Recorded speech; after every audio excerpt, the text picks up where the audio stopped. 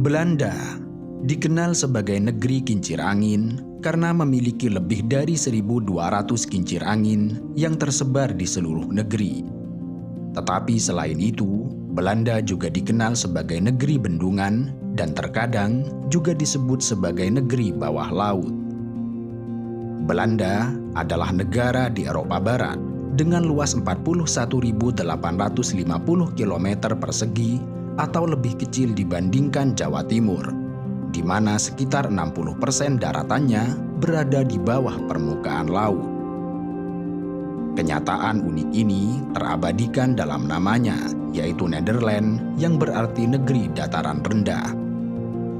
Dan karena berada di dataran rendah, yang sekaligus terletak di delta sungai besar, maka sebagian besar wilayahnya adalah rawa serta rentan akan banjir. Tetapi hebatnya, meski terletak di dataran rendah, saat ini Belanda menjadi salah satu negara yang mampu mengendalikan banjir dengan sangat baik.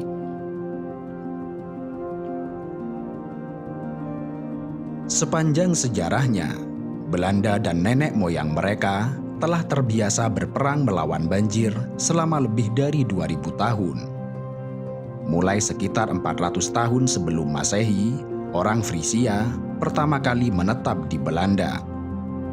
Merekalah yang membangun Terpen, sebuah gundukan tanah tempat mereka membangun rumah atau bahkan seluruh desa. Terpen ini dibangun untuk melindungi desa-desa dari banjir. Tetapi pada 14 Desember tahun 1287, Terpen dan tanggul yang menahan Laut Utara jebol, sehingga air membanjiri negara itu.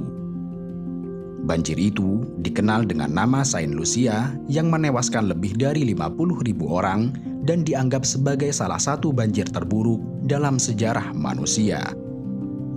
Banjir besar tersebut kemudian menciptakan teluk baru yang disebut Laut Selatan, yang dibentuk oleh air banjir yang telah menggenangi sebagian besar lahan pertanian.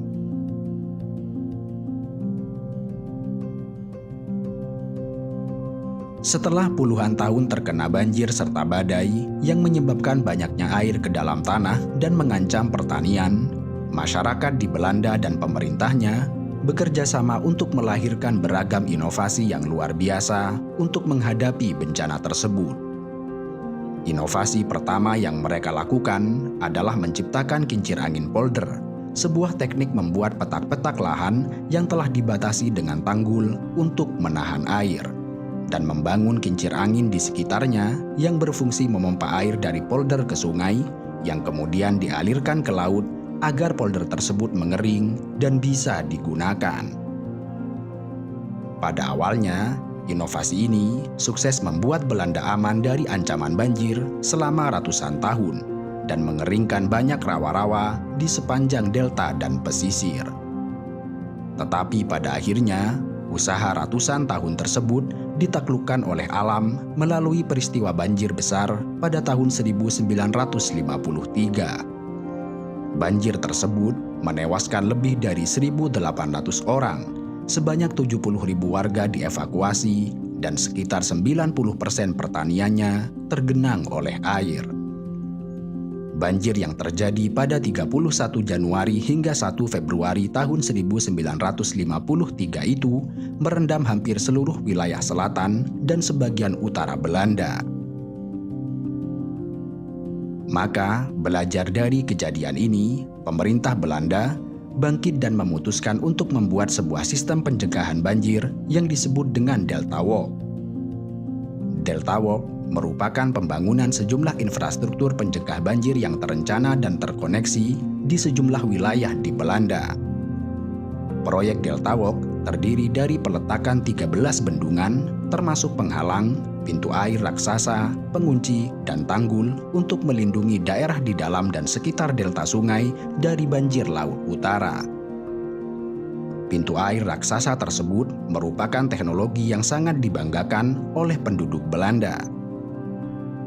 Dengan ancaman banjir yang datang langsung dari Laut Utara, gerbang pengadang banjir dan badai itu terbukti efektif menghalangi air masuk ke daratan Belanda.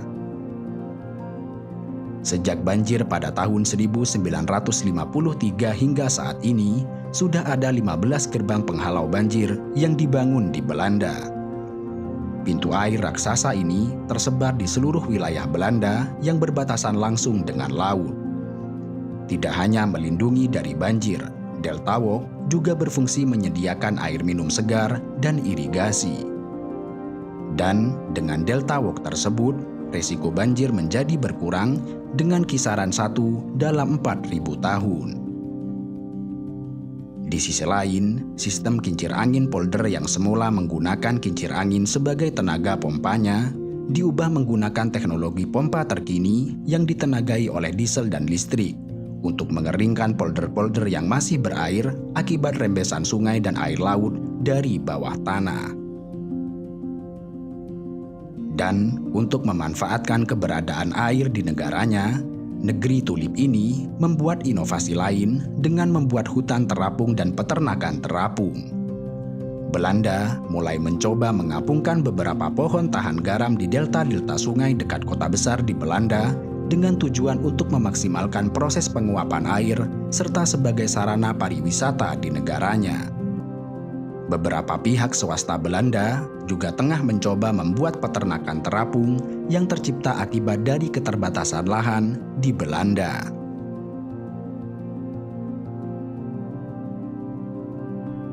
Meskipun segala upaya telah dilakukan sekeras mungkin oleh Belanda untuk mengatasi ancaman banjir di negaranya, tetapi nyatanya masih ada ancaman lain yang mengintai dan membahayakan Belanda saat ini, yaitu pemanasan global, perubahan iklim, dan urbanisasi.